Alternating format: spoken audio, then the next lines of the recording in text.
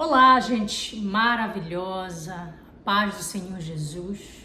Se você não me conhece, meu nome é Elizabeth Barbosa, eu sou cristã, eu sou brasileira, de uma cidade pequenininha lá do interior do Pará, chamada Abaetetuba.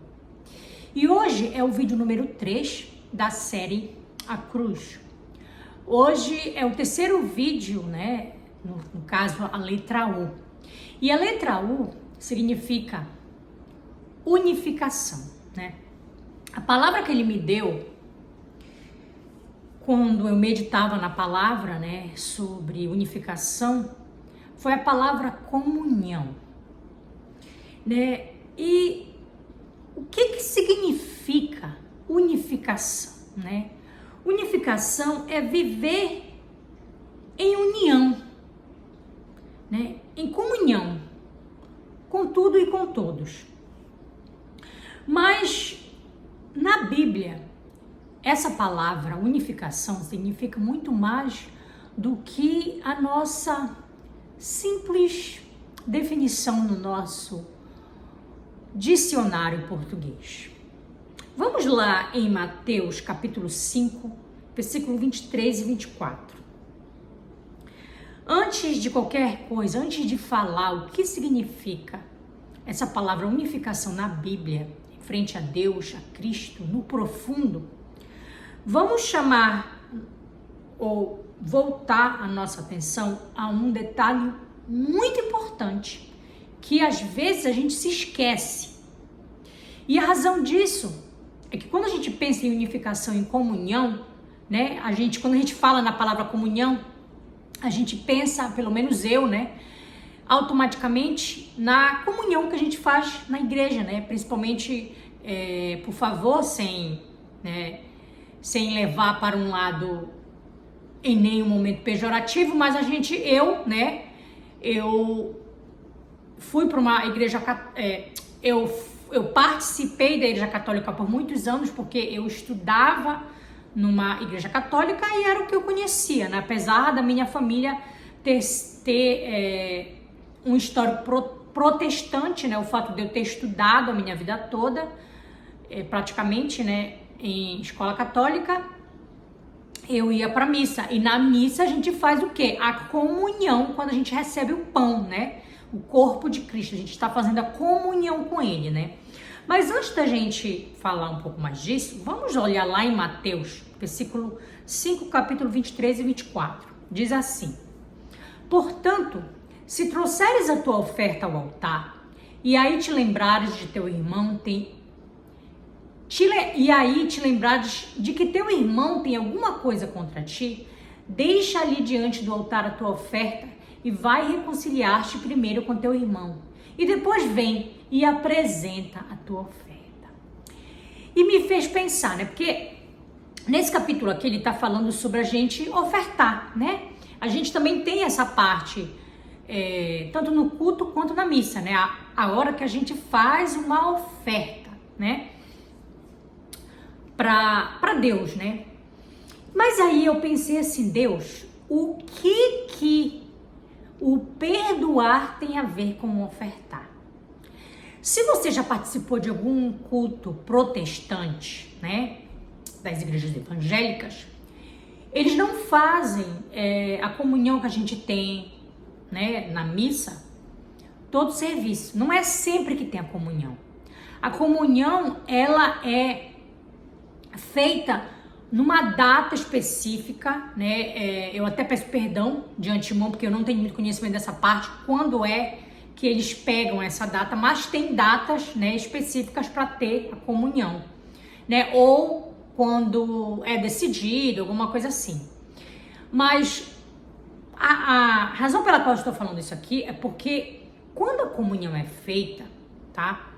Nos é ensinado que você tem que estar puro para fazer essa comunhão com ele. Ou seja, você vai estar ofertando você mesmo aquela comunhão. Então você tem que estar sem pecado, ou seja, você tem que estar purificado, você tem que estar santificado, né? Então por isso que lá nessa passagem diz que se algum irmão tem algo contra ti, vai lá, deixa a tua oferta e te reconcilia com ele primeiro, porque você tem que estar em santidade para fazer essa comunhão. Ele me mostrou isso também, essa pureza que você tem que estar, essa santificação, né?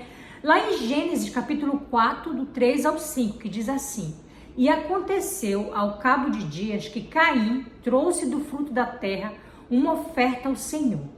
E Abel também trouxe dos primogênitos das suas ovelhas e da sua gordura. E atendeu o Senhor para Abel e para a sua oferta. Mas para Caim e para a sua oferta não atentou. E irou-se Caim fortemente e descaiu-lhe o seu semblante. Então, o que me chamou a atenção aqui foi que quando Abel veio, né, e trouxe a oferta dele, o Senhor atentou-se para ele automaticamente. Por quê? Porque Abel estava dando tudo para ele. Ali estava dando o melhor para ele, né? E com certeza ele também estava em santificação, ele estava em pureza, né? Ele estava se dando totalmente para ele. E quanto para a oferta de Caim, ele não atentou-se. Então é por isso que a gente tem que estar em santificação, em pureza, antes de fazer a comunhão. E aí você se pergunta assim, né? Foi uma pergunta que eu tive. Deus, então, eu sendo pecadora, né? Porque nenhum de nós é santo. A gente tem exemplos de pessoas que viveram de uma certa forma, né? Que foram santificadas. Mas isso não quer dizer que eu e você, como simples mortais, que nós não somos santos, né? Não passamos 24 horas com o nosso joelho dobrado ali orando, que nós não possamos ser santos. Nós podemos ser santos também. Por isso que a Bíblia se refere a nós como santos. Não é somente, simplesmente aquelas pessoas que foram, né, oficialmente santificadas. Eu e você também podemos ser santos, mesmo sendo pecadores, né? Eu perguntei, eu disse, Deus, como é, então, né, que a gente pode ser santo? Como é que a gente pode ter essa comunhão contigo e com os outros, né, de uma forma onde eu possa me doar, né, com essa pureza, com essa santificação, né? E aí ele me disse assim, olha lá em Mateus, capítulo 6, versículo 22 e 23, que diz assim: a candeia do corpo são os olhos, de sorte que, se os teus olhos forem bons, todo o teu corpo terá luz. Se, porém, os teus olhos forem maus, o teu corpo será tenebroso. Se, portanto, a luz que há em ti são trevas, quão grandes serão tais trevas? Ou seja, o que você faz diariamente vai interferir na tua santidade. Isso não vai te fazer santo no sentido de não ter pecado, mas vai te fazer santo no sentido de você se sacrificar.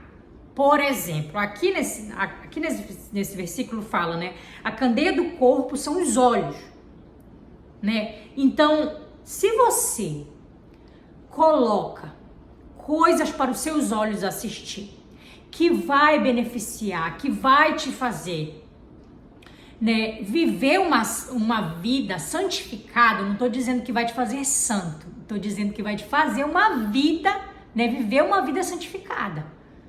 Quantos de nós quer sentar no sofá assistir Netflix o tempo todo? Quantos de nós quer sentar, não quer ir fazer uma caminhada, não quer respirar um ar livre, quer sentar ali no sofá, comer batata frita, né, comer hambúrguer, né, se encher de coisas, de comidas que não fazem bem para o nosso corpo, né, encher a nossa mente, os nossos olhos, que vai entrar pelos nossos olhos, né, encher o nosso corpo de coisas que não são santificadas. A gente assiste coisas na televisão o tempo todo, né? Por isso que dizem que os nossos olhos é a janela da alma, né? Então, você está alimentando o seu coração dessa forma, você está alimentando a sua alma. Te lembra que a alma é que está em jogo aqui. A tua carne, ela vai querer sentir prazer o tempo todo, enquanto que o espírito vai querer sacrificar todos aqueles prazeres que a tua carne quer em prol de santificar a alma, né? O nosso corpo físico, ele nunca vai ser santificado, porque é onde está o pecado. A alma é que está sempre em jogo. Quanto mais você alimenta coisas boas e santificadas, puras, mais a tua alma vai construir para te dar um fruto, né? Construir no sentido de se desenvolver, né? Porque nenhuma árvore te dá fruto do dia para a noite. Há um processo que a gente passa, né? Da semente, né? Cair ali, aquela árvore crescer, né? Pensa como a árvore sendo o Espírito Santo e aquela árvore vai ser podada todos os dias, você vai dar sol, você vai dar água, você vai dar tudo necessário para que aquela árvore eventualmente te dê um fruto, o fruto do Espírito Santo, né? Com todas aquelas qualidades que a gente, né, reflete para o outro, para o mundo, para a tua vida, né? E comunhão, a unificação com Deus, né? Esse é o primeiro passo, é essa unificação com Deus. É assim que você constrói, né? E você constrói isso enquanto você estiver vivo, enquanto você estiver neste corpo físico, você vai ter sempre que sacrificar, né? É um reflexo, é uma lição do que Deus, do que Cristo fez por nós. Ele sacrificou a carne dele, né? Para nos dar vida. Então, quantos de nós, né? O que você está fazendo, né? Uma reflexão para mim. Eu gosto muito de meditar na palavra. O que eu estou fazendo para sacrificar a minha carne para que eu possa dar mais tempo, né? Mais do meu tempo para Deus, né? Quais estão sendo as minhas prioridades? Quanto tempo eu estou dando do meu dia, das minhas 24 horas para Deus? Ah, mas eu estou muito cansada, não estou conseguindo dormir. É a carne está cansada, o espírito fica cansado, né? A mente, ela fica cansada, ela faz parte do espírito, mas o que você está alimentando essa alma para que ela esteja tão cansada, né? Tão cheia de estresse, né? Então, esse fruto do espírito, né? Ele vai ser um reflexo, né? De como você está alimentando a sua árvore, né? Interessante pensar que quando você pensa em comunhão, né? Outro ponto a considerar em relação a essa unificação e comunhão, a gente pensa também em igreja, tá? E igreja é algo que você tem que parar e pensar o que é igreja para você. Como é que você vê a igreja? Porque a gente sabe que igreja, né? Não é o prédio em si. Igreja sou eu e você, né? É muito fácil às vezes a gente olha, né? E eu sei disso porque eu sou humana. Às vezes a gente olha para um irmão e diz assim, fulano, né, fez isso ou aquilo. Quanto a gente está usando o nosso tempo para ficar prestando atenção na vida do outro e prestar mais atenção na nossa vida e ser testemunha viva do que é ser um cristão. E eu quero falar aqui de cristão para cristão. Eu quero falar aqui daquelas pessoas que são cristãos no sentido íntimo da palavra de ser cristão. De acreditar que Jesus morreu na cruz por você e eu. Então, inclusive lá na palavra, lá naquela passagem, né, da Bíblia, quando né, Jesus diz assim, né, quem são os meus irmãos, né?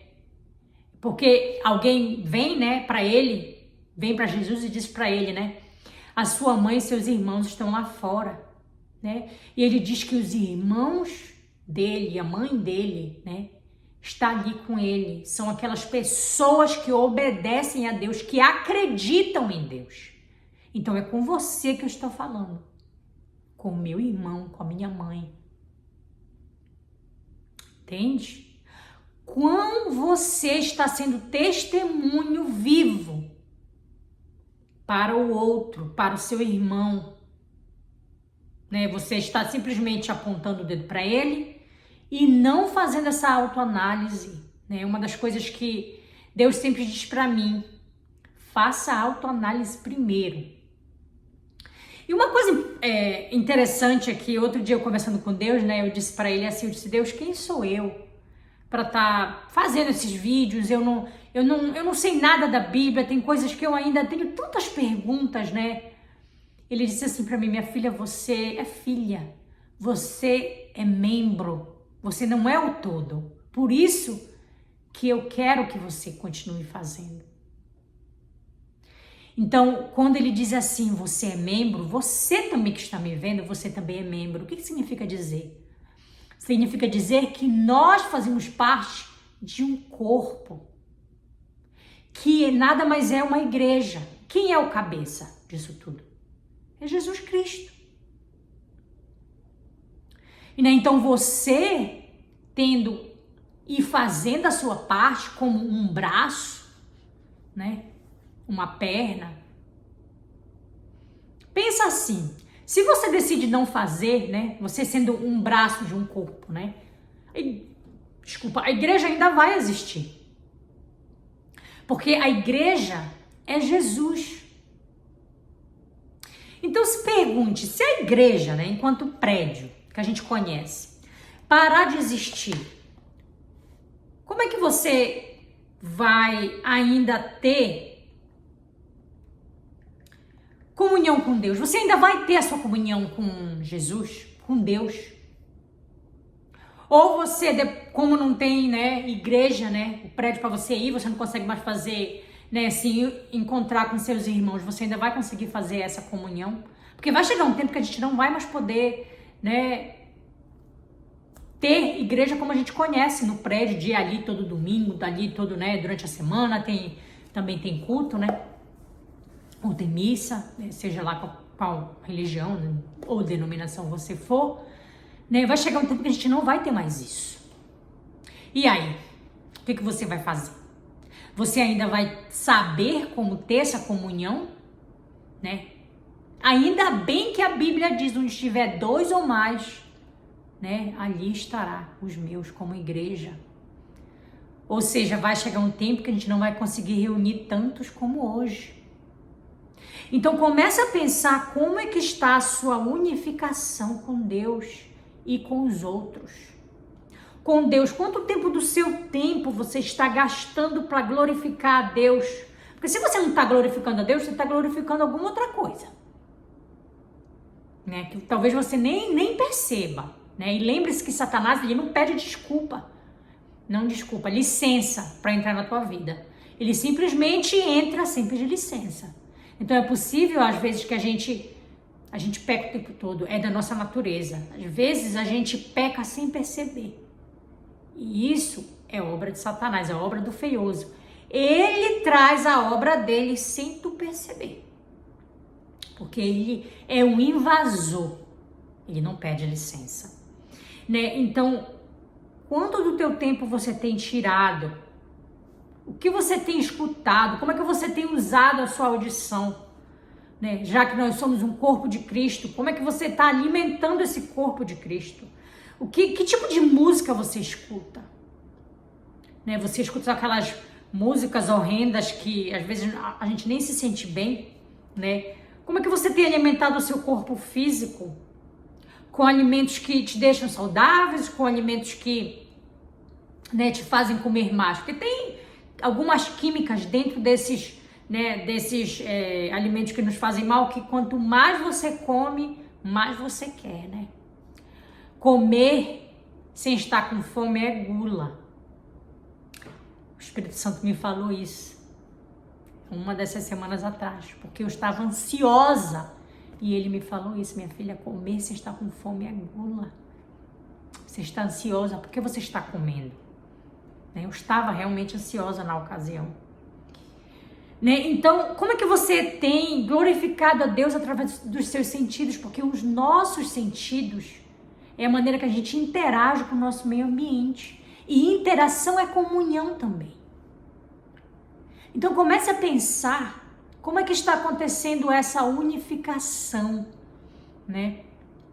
Como é que está sendo esse sacrifício diante da cruz, né? Inclusive a gente escuta muito por aí, né? É um discurso até New Age, né? Que é dessa nova era, um discurso nova era. Siga o seu coração, né? Se você for pensar, né? E, por favor, eu entendo você que ainda acredita nessas coisas, porque eu um dia acreditei, eu te entendo perfeitamente, né?